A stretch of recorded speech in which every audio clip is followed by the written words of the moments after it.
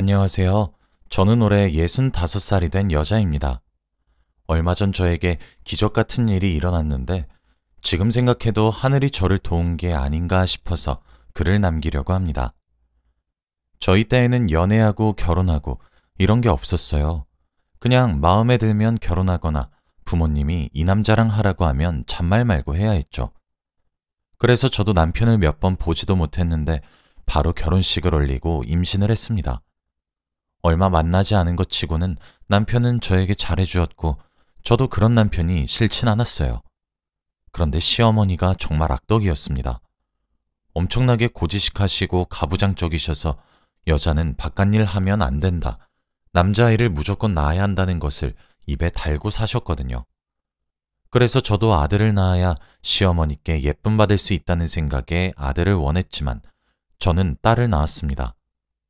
그때는 의학이 지금처럼 발달되지 않아서 아기를 낳을 때까지 성별을 모르다가 아이를 낳고 의사 선생님께서 확인한 후에 딸인지 아들인지 알 수 있었기에 저는 출산 날까지 하늘에다 대고 제발 아들 낳게 해주세요 라고 빌기까지 했습니다.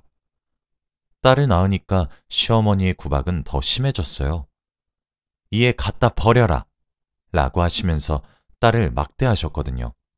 남편과 제가 말려도 시어머니 한 명을 감당하기 힘들었습니다. 그리고 아이를 낳자마자 곧장 둘째를 가지시라고 하셨죠. 저는 첫째 아이를 낳다가 생사가 왔다 갔다 할 지경까지 이르러서 겨우 정신을 차리고 아이를 낳은 건데 제 아픔은 다 무시하시고 아들을 낳으라고 강요하다니요. 결국 둘째를 낳지 않았고 첫째만 있으면 된다고 했습니다. 당연히 시어머니는 저에게 버르장머리 없다고 화를 불같이 냈지만 아랑곳하지 않았죠. 시어머니는 여자인 아이가 보기 싫었는지 저와 남편이 한눈을 팔고 있으면 누워있는 신생아 딸을 괴롭히는 게 일상이었습니다. 한 번은 시어머니가 아이를 잘못 놓는 바람에 두피에 큰 흉터가 났어요. 저희 딸은 몇십 바늘을 꼬맸고 수술 부위에는 머리카락이 자라지 않게 되었습니다. 그래서 결국 저와 남편은 시어머니와 인연을 끊기로 결심했습니다. 그 뒤로 한 번도 찾아뵙지 않고 찾아가지도 않았죠. 그리고 아이는 4살이 되었습니다. 커갈수록 머리는 점점 커져가는데 수술 부위는 머리카락이 자라지 않으니 머리가 많이 비어 보이는 거 있죠. 여자아이는 가뜩이나 그런 거에 예민한데 커서 아이가 상처를 받을까봐 너무 걱정되었습니다. 저는 딸 사랑이 지극했기에 항상 어딜 가든 같이 다니고 손을 꼭 잡고 다녀요. 딸은 시장을 좋아해서 장날에 갔더니 사람들이 엄청 많더라고요. 너무 많아서 손을 놓기라도 하면 딸을 잃어버릴 것만 같은 기분이었습니다. 저는 많은 사람들 속에서 어린 딸과 함께 걷고 있었어요. 혹시라도 애가 밟힐까봐 안고 싶었는데 장을 너무 많이 봐서 손에는 짐이 가득했기에 손만 잡을 수밖에 없었습니다. 시장에 나올 때쯤 출구 쪽에 맛있는 도너츠가 팔더라고요. 딸이 가장 좋아하는 음식이 도너츠라 항상 시장을 올 때마다 그 가게에 들러서 몇 개 사서 집으로 갔어요. 그날도 어김없이 딸이 엄마, 도너츠! 라고 했고 저는 사주기 위해 가게 앞으로 갔죠. 가방 안에 지갑이 있었고 돈을 꺼내기 위해서는 딸의 손을 잡고 있던 손을 놔야만 했어요. 딸에게 민정아, 딱 1초만 기다려 하고 손을 잠깐 놓고 가방에서 돈을 꺼내고 주인에게 드리고 나서 옆에 서 있을 민정이를 봤는데 아이가 없는 겁니다. 민정이가 워낙 숨바꼭질을 좋아해서 항상 숨는데 그때도 그런 건 줄 알고 우리 민정이 어디 숨었나? 라고 하면서 장난을 쳤어요. 그런데 민정이는 도너츠를 받을 때까지 돌아오지 않더라고요. 그때 이건 숨바꼭질이 아니라는 생각이 들었고 많은 인파 속에서 민정이 이름을 외치며 아이를 찾아다녔습니다. 그런데 이미 제 시야에서 사라진 민정이는 다시 돌아오지 않았죠. 저는 해가 질 때까지 민정이를 시장 구석구석을 찾아다녔는데 전혀 보이지 않았습니다. 시장 아주머니께도 우리 민정이 보셨어요? 하면서 물어봐도 모른다고 했죠. 민정이가 보이지 않으니까 무서워지기 시작했고 혹시라도 나쁜 일이 생겼을까봐 너무 걱정되더라고요. 해가 지고 나서 경찰서에 가서 바로 신고를 했습니다. 그리고 집에 가자마자 남편을 부여잡고 엉엉 울었어요. 남편은 도대체 애 엄마란 사람이 왜 그렇게 책임감이 없어? 라며 저에게 마구 화내기 시작했고 저도 할 말이 없어서 미안하다는 말만 되풀이했습니다. 그런데 인연을 끊었던 시어머니는 손녀가 사라진 것을 알고 저희 집으로 찾아와서는 그런 아이는 없어도 된다. 얼른 둘째 낳자. 이 말만 반복하셨어요. 정말 어떻게 그렇게 인정이 없으실까요? 민정이는 새벽이 되어도 집에 오지 않았고 4살짜리 어린애를 어디서도 찾을 수 없었습니다.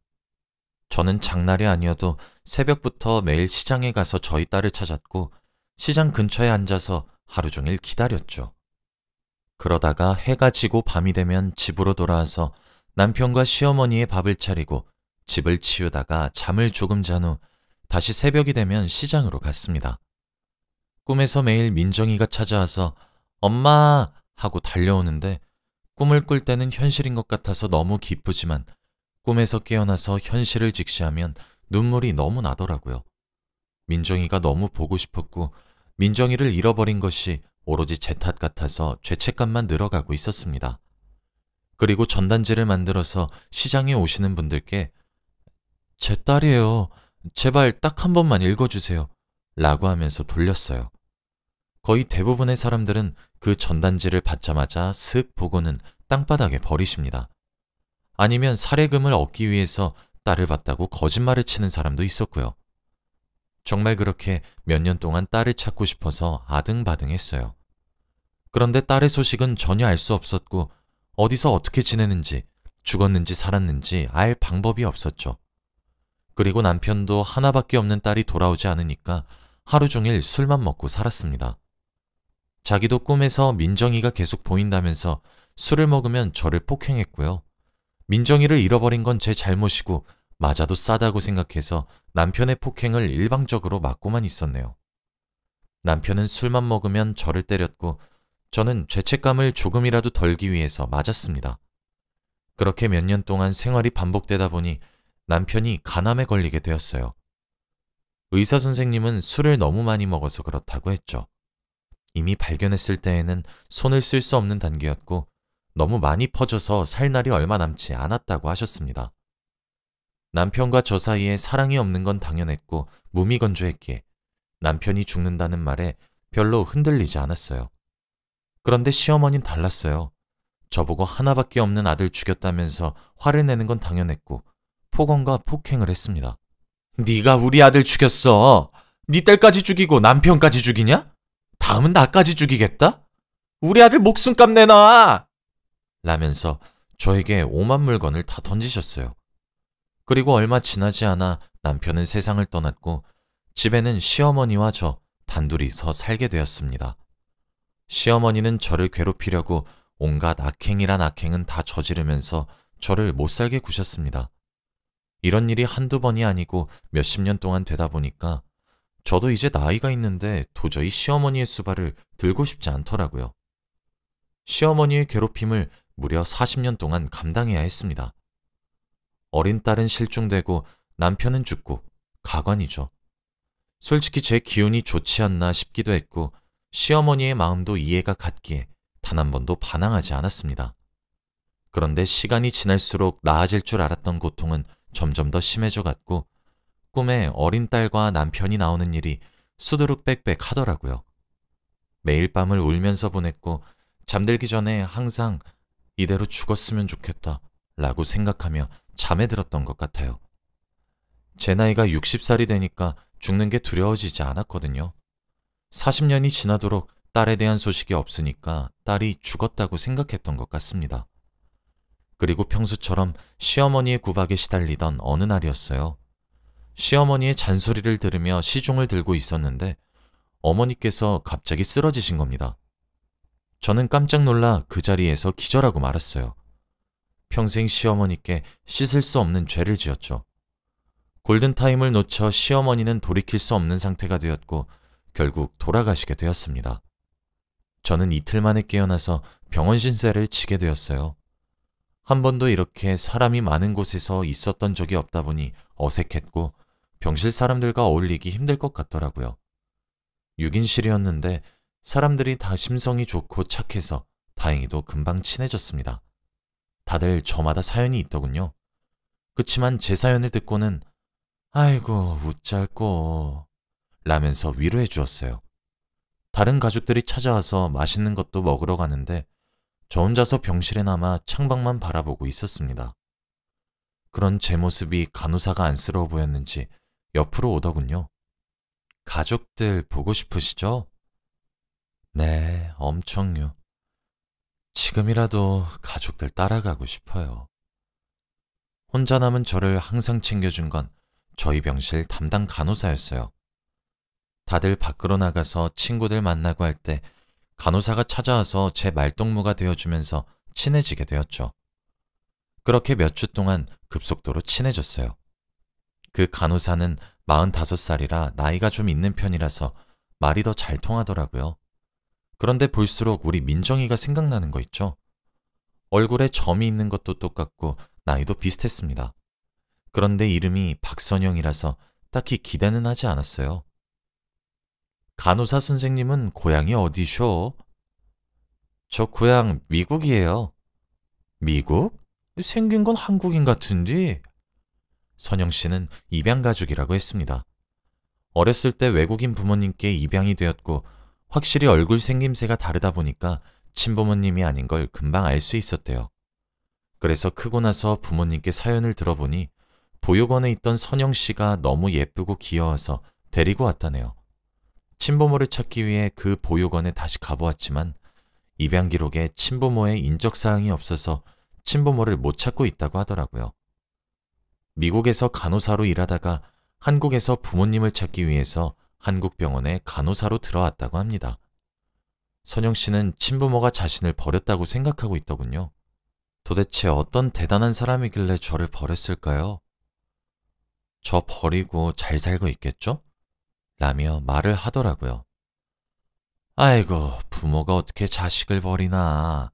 그래도 부모인디. 아니요. 40년이 지나도 아직까지 찾지 않는 거 보면 확실한 것 같아요. 빠른 시일 내에 찾으려고 한국 오자마자 DNA 등록했어요. DNA? 그게 뭐셔? 어머, 환자분, 그거 안 하셨어요? 딸 찾으신다면서요. 그거 해놓으면 나중에 더 쉽게 딸 찾으실 수 있을 거예요. 선영 씨가 알려주신 거는 DNA를 채취해서 그걸 등록해 놓으면 자식을 찾을 수 있다고 했고 저는 덕분에 바로 등록을 했네요. 요즘 이걸로 잃어버린 자식이나 부모를 찾는 사람들이 많다고 했습니다. 솔직히 저는 그때 민정이가 죽은 줄 생각하고 있었고 장례라도 제대로 치르고 싶어서 등록을 한 겁니다. 그치만 연락은 오지 않더라고요. 그리고 저는 약 2달간의 병원 생활을 끝내고 퇴원을 할 날이 왔어요.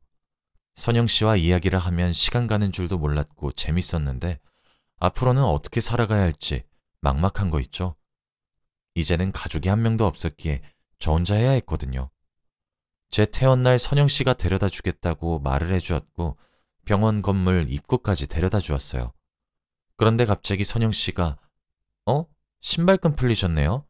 묶어드릴게요. 라고 하더라고요. 늙은이 허리 안 굽어진다면서 젊은 자기가 하겠다며 구불에 앉아서 신발끈을 묶어주는데 갑자기 선영 씨가 늘 쓰고 계시던 모자가 툭 하고 떨어졌습니다.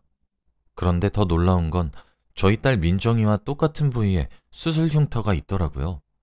저는 너무 놀라서 간호사님, 이건 무슨 흉터예요? 라고 물어보니까 어릴 때 생긴 거래요. 저도 잘 몰라요. 라고 했습니다.